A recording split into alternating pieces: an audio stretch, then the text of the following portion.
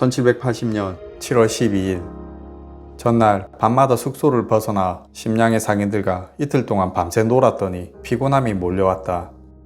하지만 오늘 사행단은 심량을 떠나야 하기에 아침 일찍 가상루와 예속제에 들러 심량의 벗들과 작별의 인사를 나누었다. 연이어 밤잠을 설친 탓에 고단함이 심해져 창대와 장보기를 불렀다.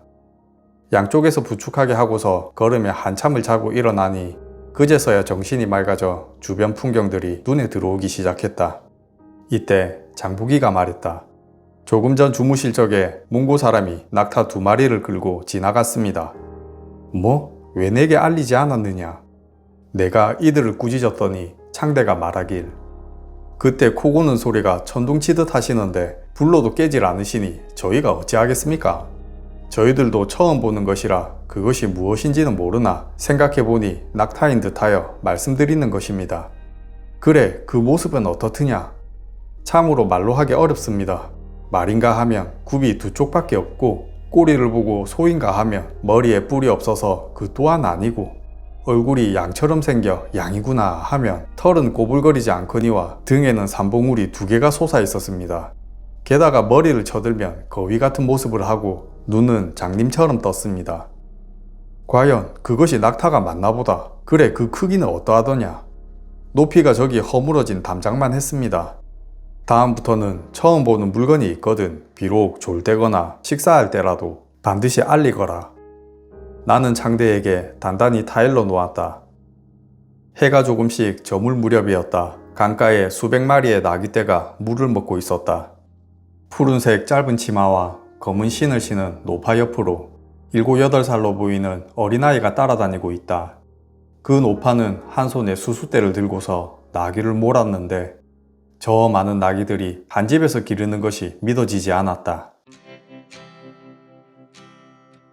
백기보에 일러 숙소로 길을 재촉하던 중 참외밭에서 한 노인이 뛰쳐나왔다. 그가 서너 칸 정도 돼 보이는 초가집을 가리키며 말하길.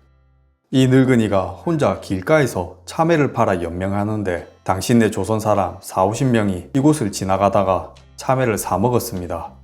처음엔 값을 내고 먹더니 떠날 땐 참외를 한 개씩 손에 쥐고는 소리를 지르며 달아나 버렸습니다.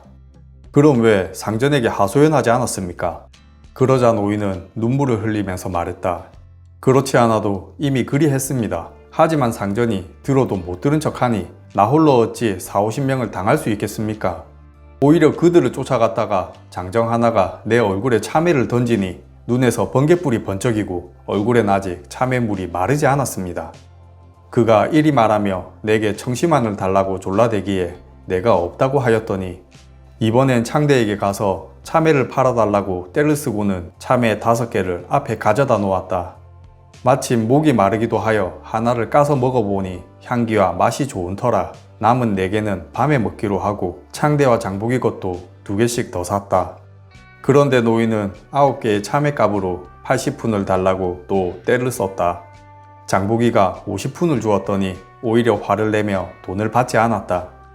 창대와 장보기가 주머니를 털어보니 71푼뿐이라 나는 말에 먼저 올라타고 장보기를 시켜 돈을 주게 하였더니 노인이 그제서야 못 이기는 척 돈을 받았다. 그가 애초에 눈물로 가련함을 호소한 다음 억지로 참외 9개를 팔고서 100문에 가까운 돈을 요구하니 심히 통탄할 만한 일이고 우리나라 사람들도 길에서 못되게 굴었으니 이는 더욱 한스러울 따름이다. 날이 어둑해서야 숙소에 들어섰다. 참외를 내어 박내원과 개함에게 주어 저녁 뒤 입가심으로 먹게 하고 길에서 하인들이 참외를 빼앗았다는 이야기를 들려주었다. 이에 이야기를 들은 마두들이 일제히 말하길. 결코 그런 일은 없었습니다. 그 외딴 집에 참외 파는 늙은 것은 본래 강교하기 짝이 없는데 날이 깨서 혼자 떨어져서 오시니 거짓말로 가여운 꼴을 지어서 청심환을 얻으려던 겁니다. 그제서야 나는 속은 것을 깨달았다. 참외 사던 일을 생각하니 분하기 짝이 없다. 그 갑작스레 흘러내린 눈물은 대체 어디에서 솟았을까? 오늘은 말복으로 늦더위가 더 심해질 터라 새벽 일찍 일행들과 출발했다.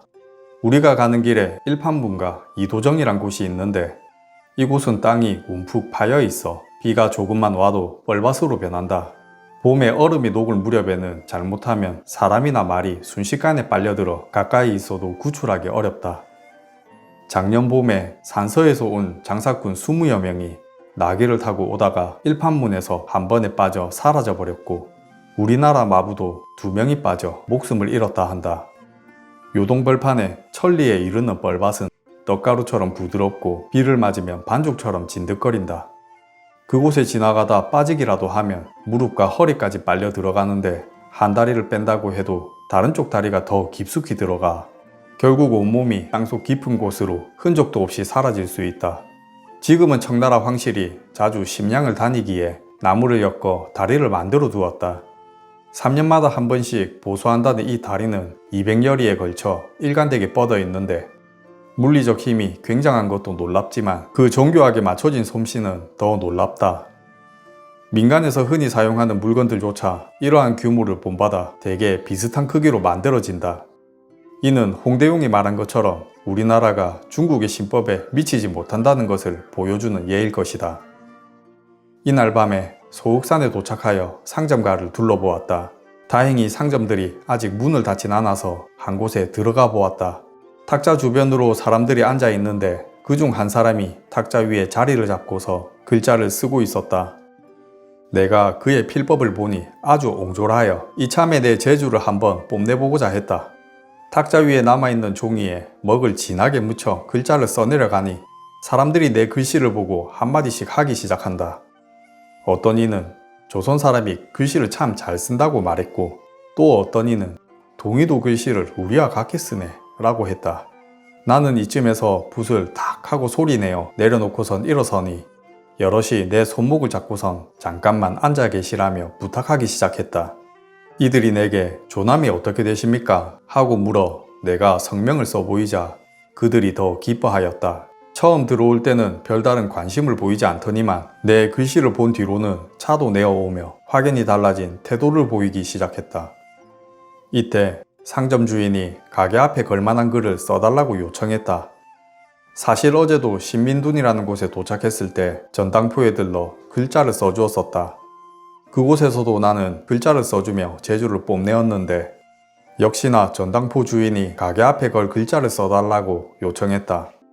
지난 여정 동안 점포 앞에 기상세설이라는 문구를 자주 보았던 나는 그 뜻이 장사에 임하는 자세가 가을 서리빨처럼 깨끗하고 하얀 눈보다도 더 밝다는 것으로 생각하여 그의 요청에 기상세설 4글자를 적어주었다.